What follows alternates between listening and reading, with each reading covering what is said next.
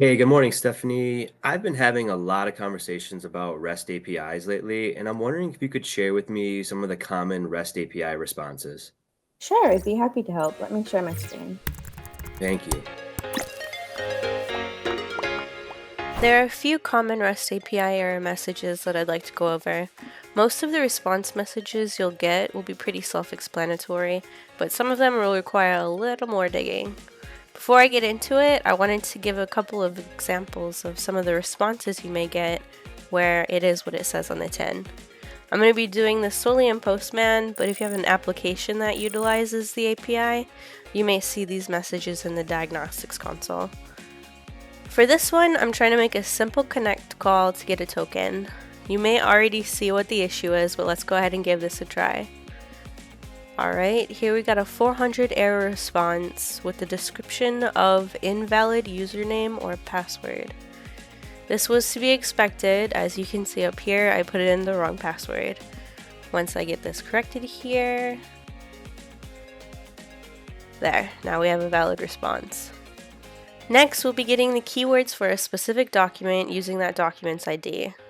Right now, it's set to retrieve the keywords for document 11384, but let's go ahead and change this to something else, like if I made a typo.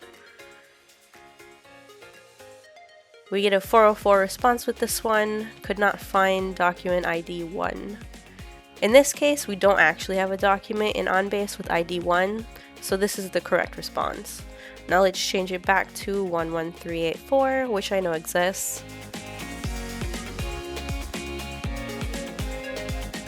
And we get a valid response again. For this third request, I'm going to try to delete a document. Let's see how it goes. I'm getting a 403 forbidden error and the message document 11383 has been checked out by another user, unable to delete.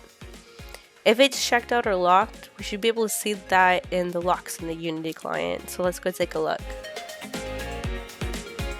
Yep, and here is the document I was trying to delete. Let's go ahead and remove this lock and try deleting it again. Now, I know it's safe to do this since I'm the only one in this system, but be wary about this if other people may be working on a document. It may be that you're trying to delete a document that is still needed, in which case you should double check the document ID to make sure you're deleting the correct one. Let's go ahead and make this call again, and now we can successfully delete it. Now let's take a look at some that may or may not be as obvious.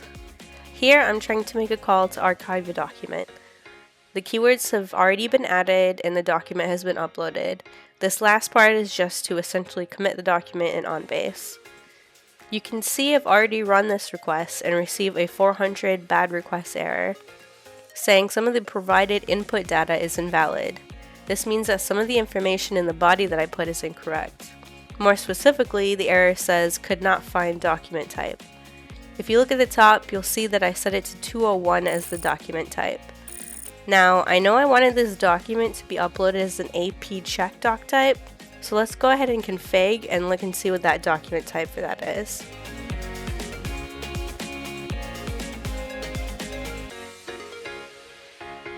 And here you can see that it is 202. There's my mistake. Let's go ahead and correct this then and send up the document again.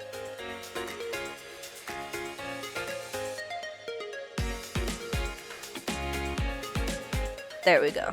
The error was pretty self-explanatory and I was able to easily correct it. With this request, I'm trying to get the properties of a document. The first call I did here was a success as it brought back the information I was looking for.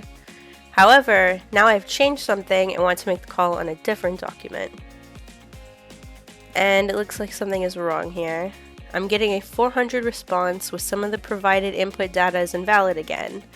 The more specific details gives me collection value cannot be null or empty. So in this request, you see I'm using a variable to input the document ID. And in the console below, you can see the actual request that was being made. Notice how there is no document ID here, compared to the successful ones above. Let's go take a look at my variables, and it looks like I actually forgot to put in the new document ID. Let's go ahead and fill that out and try again.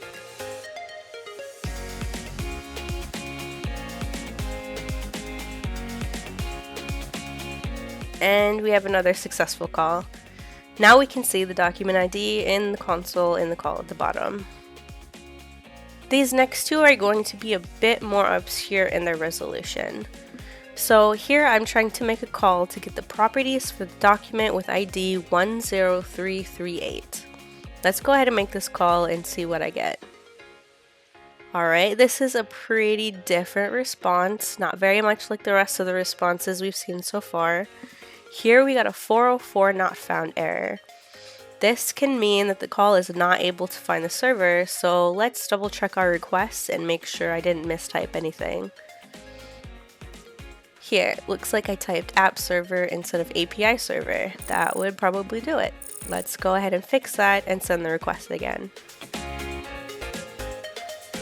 There we go. Now we have the correct response. So just to break it down a little bit further, when we get a 404, we'll want to double check the entire URL, which usually goes something like this. HTTPS, then server name, then API server instance, then the rest of the call. Which in this case, since we were trying to retrieve a document by ID, we'll go OnBase, core, documents, and then the document ID. But really, we want to make sure this first part is calling the correct server. For this last one, we're trying to archive another document and we're getting a 403 forbidden. And it says, user does not have rights to create, modify hidden and or read-only keywords. Now, I double checked this one already and the user logging in to make these requests does have the correct permissions. So this is going to be one of those tricky ones where the response message isn't necessarily exactly what the issue is. When making something, this is something easy to overlook, but we need to make sure that the keyword GUID is unique for each request. So let's go ahead to the first step of this process when we are first creating this document. Here at the bottom is the keyword GUID we should be working with for this request. Let's check it against the one I have. And as you can see, I forgot to replace it with a new value, so it's trying to still upload using that old GUID. Once we switch it to the new one,